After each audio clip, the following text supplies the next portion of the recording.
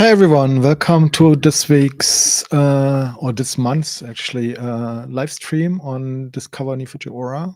Just with me today because Alex couldn't make it because he is stuck in a train somewhere in Germany, in the middle of Germany. And I hope you are joining us from lots of places. So please share where you're watching from and bring your questions. So I have some interesting things that I want to show today. We'll wait a few more minutes for people to join and to come in, but we should get started in 3 or 4 minutes. So please take your seats. You'll be in for a ride. So we'll have a lot of things that we want to look at today. And we have only 30 minutes. So let's see how far we got there. So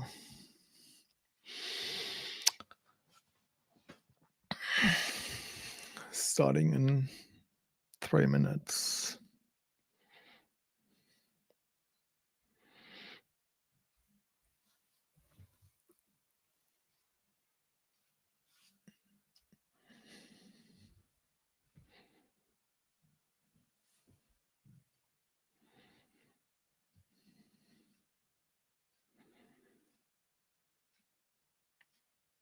If you're just coming in, please share where you're watching from, what questions you have, and then we can get started very soon.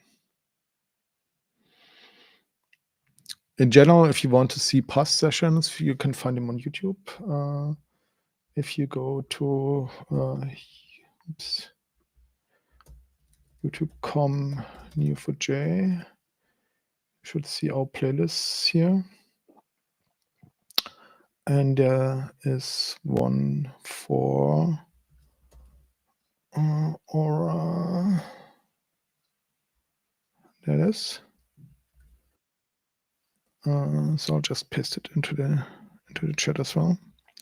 So if you want to see past sessions from our first season where we did 50 or so episodes, and now the last one was last month, so you can always rewatch that later. Cool. So let's see. Today we have some interesting topics.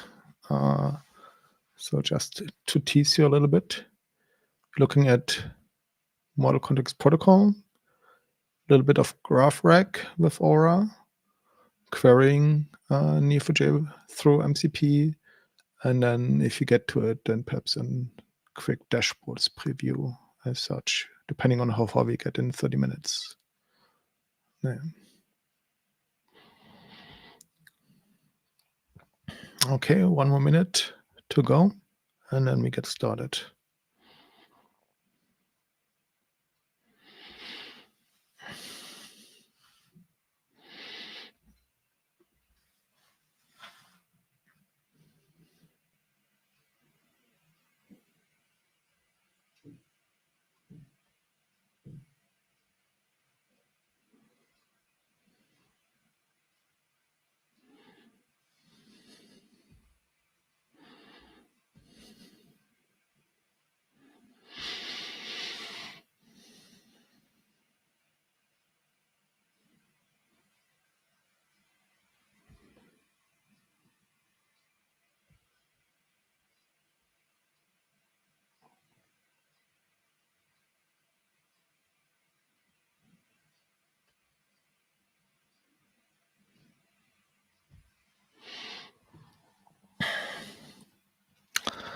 Okay, and now that it's 5 p.m. here in Europe, sun is shining outside, spring has arrived at full force. So I already enjoyed biking along the river on the weekend. Hope you had a great weekend as well, everyone. And unfortunately, my co-host Alex can't make it today because he's stuck on a train in the middle of Germany somewhere. So he didn't get home in time. So I'm all by myself.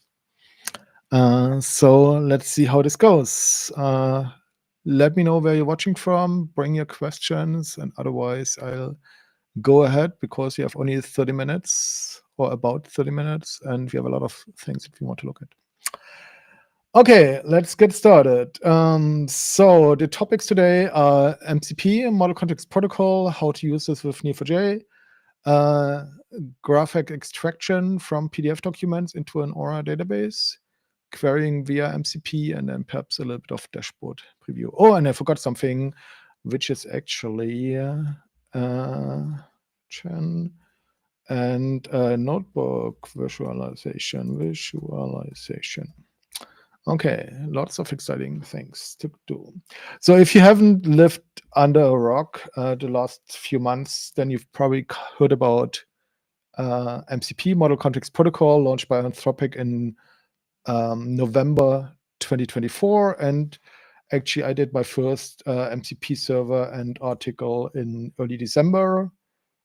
This one here, where I wrote an MCP server to talk to Neo4j, and we'll use this today as well and see how well this goes. But also, I wrote another article which came out last month or beginning of this month, actually on April 1st. It's not an April's Fool's joke, right? Which is pretty comprehensive, talks about MCP in general, explains what it is, how it works, what are the pros and cons, and how you would use this with a graph database as well. And so let's see how can we make use of that as such, right?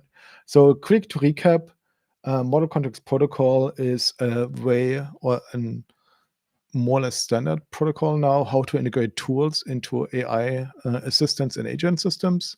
So basically tools like, APIs, access to files and resources, database access, but also access to things like Slack or Salesforce or other things. It's basically you have a bunch of MCP servers that wrap these tools as such. That could be anything from databases to APIs to other things. And they are connected to your MCP host. In our case today, it's Claude Desktop, but of course you can also use something like Cursor, Windsurf, and soon VS Code, for instance. It's also coming to Microsoft Copilot and to ChatGPT desktop as well. And it's also being integrated into agent systems, for instance, into LangGraph or into ADK, Agent Development Kit from Google, that was launched last week as well. So I have also a large article on that I just finished and that I'll put out hopefully next week. Let's see. So, and these tools are then available to your host. In our case, it's Claude Desktop, and then it connects when you ask it to one of these tools and servers and makes use of those available resources and capabilities as such. And of course, it's not better than seeing this in action. So I'll also paste this link into the chat. So if you want to see this, you can see the blog post as well. And to do this, I'll just show you really quickly my Claude desktop here.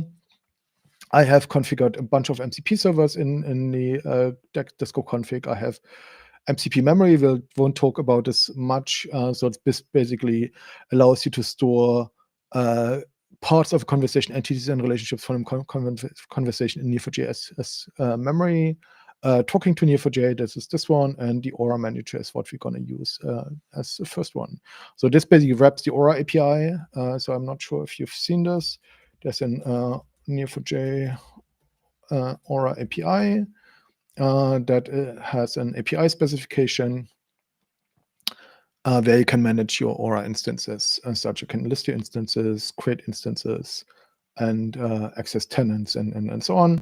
And so I built an MCP server here, this one, that accesses the Aura API. So you configure it with your client ID and client credential, client secret, and then you have basically access to all these tools. So list instances, create instance, get instance details, and so on. Right. So let's see how we can make use of that.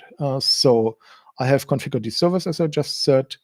And these servers offer these different tools. So you see some of the tools are from the memory server, some of the tools are from the Aura server, and some of the tools are also from the Neo4j server, like read, Cipher, this one. Right. Okay, let's see. List my Aura instances.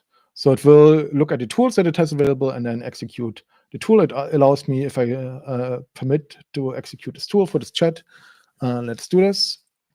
So it accesses the tool and then shows me like the detail about these databases.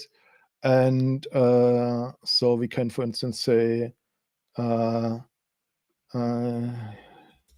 give me the state of all my KG-related databases. So, and then it can basically search for instances by name or by ID because it has the IDs from the previous call. And then it can basically probably look at these databases and provide me the detail, right? So one of them is running, the other one is paused, one is a professional database, another is a free database as such. So I can basically make use of that. And then, of course, I can also do other things, like, for instance, creating a database, which is what we're going to do today. So create a new professional instance with 2 GB memory with vector optimized called live stream. So it will go ahead and execute this operation. So it needs first to get a tenant ID for that, and then it will create a new instance. Let's see. So it did a mistake when creating the instance. Let's try this again. What was the problem? I think there's a bug that I might have introduced, or we might have introduced in the code. Oh no, it's here, right? So, sorry. So it created a new instance. Actually, it created a free database, but it's not such a big deal. And then we can basically get the password here. We'll drop the database later on and get this. So we have now connection details with password and so on. So I can actually use this to configure my database URL now. And I actually want to put this into the config that I have here. So I have my password and my database URL here. And then I have my username, just this. And the database is also this, because in the free instance that I have, it looks like this. And so it created my database. And when I now look at my Aura instances, it should have created this, or it's probably about to create this instance. Let's see. Live stream. It's already running, and it just created a database. If I connect to it, let me just grab the password real quick. This one. It's still empty.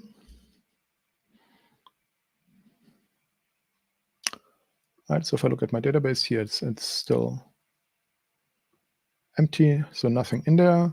And we want to populate this database now, right? So, and I just put these connection credentials into my GraphRAG Claude environment file, because in the next round, what I want to do is now actually go for the GraphRAG package to extract some data from some PDFs, right? So imagine I have a bunch of PDFs, like in this case here, I have, let me show you. I have some PDFs from the World Bank about development support projects. Like one is about water pumps and the other one is about microloans for farms as well. So I have these two PDFs, and I have my environment file that I just updated with the data. Let me just upload the file. And then in my notebook here, I install the Neo4j Wisp package, which you'll see in a second, and the GraphRAG package from Neo4j. And with this, we can actually start extracting entities from these documents, right? So we have these documents. You can imagine we have entities like, for instance, loans, programs, countries, projects, and things like that. So we have, let's see, our .env is called demo Claude. So we load the connection credentials, connect to our database, and check if there's anything in our database. It's currently empty, so no records here. And now we can start using the GraphRAG package as such. So we get an OpenAI embedding model. So we have our OpenAI embedding model here, and we get GPT-4o as an LLM, because we use the embedding model to create text embeddings for chunks and entities, and we use the LLM to extract the entities using our schema. So let's do this. Connect to OpenAI. And afterwards, we can start with the schema. Let's see. Okay, took a little bit. I don't know why. And so as you can see here, what I already mentioned, we have in our graph schema, we have things like community, program, country, loan, service provider, technology, project, efficiency, and so on. So things that you would expect from one of those World Bank documents, and then relationship types like supports, experiences, and so on. And optionally, we can also provide like actually a node label, relationship type node label pairs to guide the LLM a little bit more. So that's an optional schema as such. The basic is only the entities and the relations that I need for this, but I also provided this as an addition. Okay, let me just run this real quick. Should be instant. I filter out stuff that's not contained. And then I set up a GraphRAG pipeline. So this is the simple KG pipeline. If you look at the documentation for the GraphRAG package, you see a number of user guides here. One is for RAG, one is for the knowledge graph builder, and then one is for like the raw pipelines with all the low-level components. And here it actually shows you basically how this works. So we have a data loader, text splitter, which splits the document into chunks. Then we do the chunk embeddings. We take the schema and extract the relationships and the nodes and relationships from the text using the LLM, using the schema, and then we write it to the knowledge graph. And there's an entity resolution step, also an optional one that you can use for resolving duplicates as well. Okay, so we have our simple KG pipeline here that we can set up with the LLM, the embedding model, our driver, and we say this is coming from PDFs, right? And then I basically take these two PDFs that I uploaded over here and let the knowledge graph builder run. So it kind of processes one file after another. And as it does this, we see the data being added to our database. Where's our database here? Let's see, after a few seconds, we should see the first entities arriving in our database as well. Let's see. So it seemed that OpenAI was not so fast today, so perhaps it takes a little bit longer. There we go. Right, so we get nodes and relationships coming in now as well. So this was the first file, and then after a while, the second file will come in as well. And you see the schema is actually adhering to what I passed in as a schema. So you see there's some things like water point and water underscore point. So this is something that in the new version of the GraphRAG package, we can actually filter out. So there's an option to actually enforce a strict schema as such. In the notebook, I haven't enabled that yet because I wrote it before this feature came out. So that actually filters out things that are not in the schema. So this water underscore point would actually be filtered out with the strict schema as well. So if you refresh, we should see now we have 340 nodes and 267 relationship extracted. And so if we look at a subset of our graph, let's see, let's take 200 nodes and relationships. And what you can also do is you want to move the KJ builder generic label to the bottom and the entity label also to the bottom. So we actually see in our graph, like with the colors, the different entities of the different types better. So you see like certain aspects like policies. So these light blue ones are policies. Then we have service providers and programs, technologies, things like loans and so on, right? So we see these kind of things, and also the technical nodes like chunks, for instance, and documents where we have actually like basically chunks being part of a certain document as well, right? So this is all being extracted automatically for us, and now we can basically make use of this data. Let me just quickly check if there's any question. Hey, David. So we have our setup here, right? And now we can actually see if we can make use of this. So of course I can run graph queries from query from Neo4j here. But what I also wanted to try is if I can actually get Claude to run these queries. So let me see if we can actually put in this, and then we just change this to Neo4j, and then we have, this is our URI, and this is our username. And if I save the Claude config, and let's see, not sure if it's okay if I just reload it, or if I just restart Claude to take in the new config. Let's see. It's trying to connect.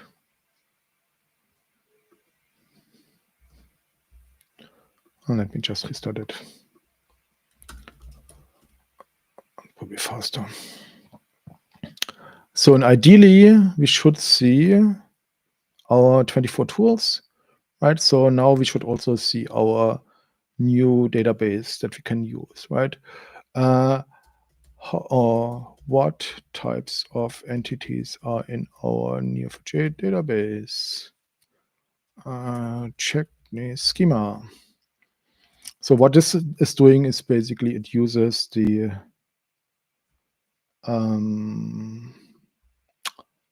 not the Aura server anymore, but the Cipher server, so which has 3 tools. One is get the schema, one is read Cipher, and one is write Cipher as such, right?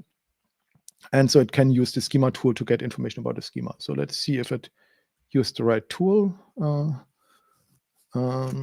So it gets the, so you can also see here that if you take a sneak peek in here, we see like all these nodes and relationships that we had seen in the extraction part, right? So that actually seems to work, which is great. And now we see like it even does a nice job and substructure this for us as well, right? So how many loans in the database and what projects are they connected to? So now I can basically start investigating what I had just imported from the PDFs as a structured data set, right? So let's see.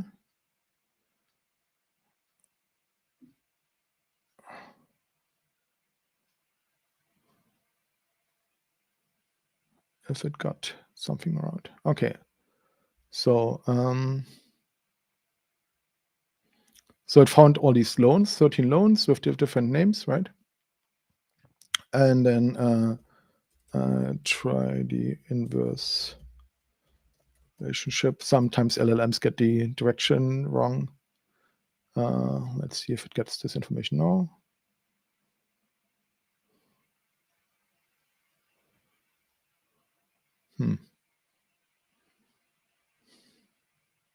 Okay, it found something here as outputs. And then, so you see, you can actually watch the LLM trying different things in a loop, in an try and error loop. So it uses the schema, but it gets the relationship direction sometimes wrong. And but at the end, it actually finds it and found the correct directions. And now it basically sees these which projects basically are supporting which loans here, and then we can get things like that. So can you find something about the financing.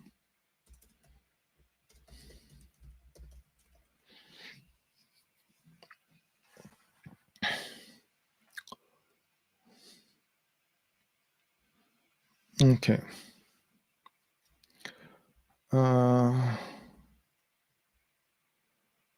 So it found us what were these loan grants, and then we can basically got additional information from the okay, can you render this as a geographic chart? And then you can basically ask the LLM to do something to get information about geographies and locations and so on. And then it uses that to render this as an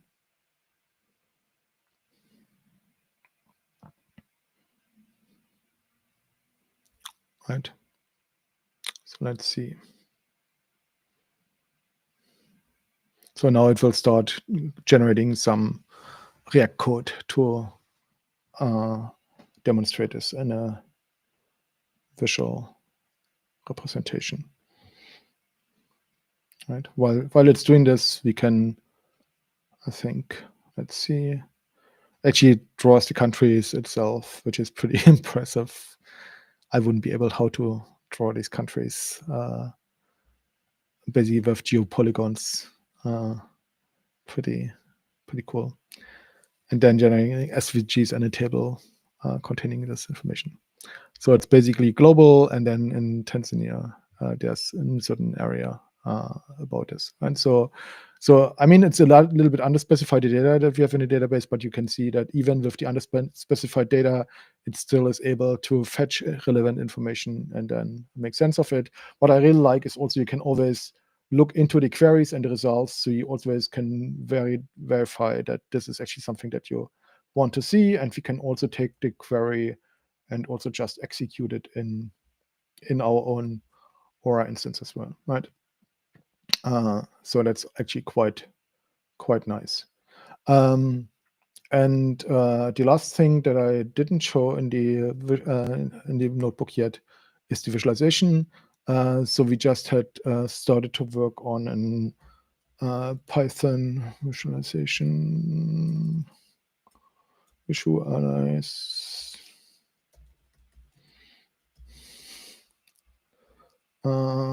So there's an Python graph visualization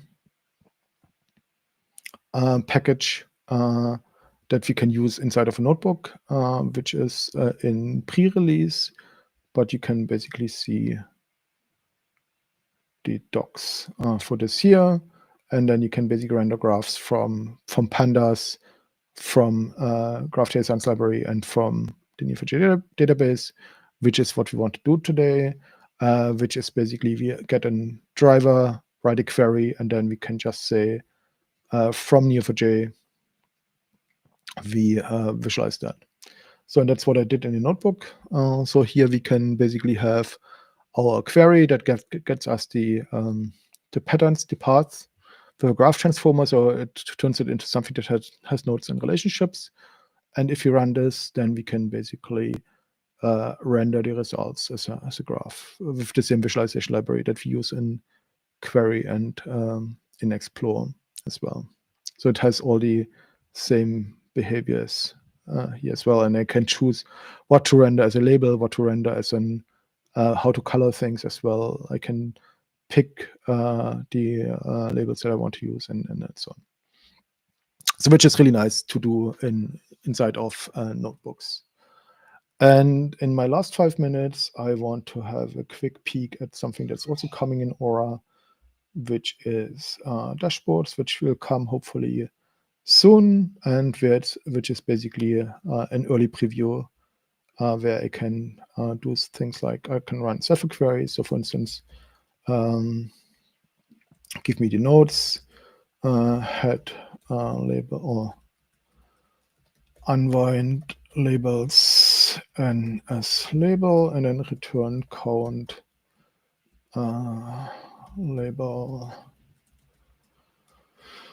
And I want to render this, let's say, first as a table.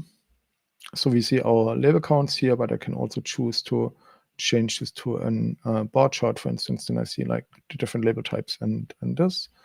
And so if you know Neodash, so this is kind of like an early preview of what will be coming for the database in Aura as well. So we can also say we have our loans and return I think the loan amount. Is it return ln dot amount preview where n dot amount is not now. And then we could basically turn this also into numbers and render this as a bar chart as well, of course, right? So this is something where I can basically then say, okay, I can start rendering things as dashboards as well and work with this too.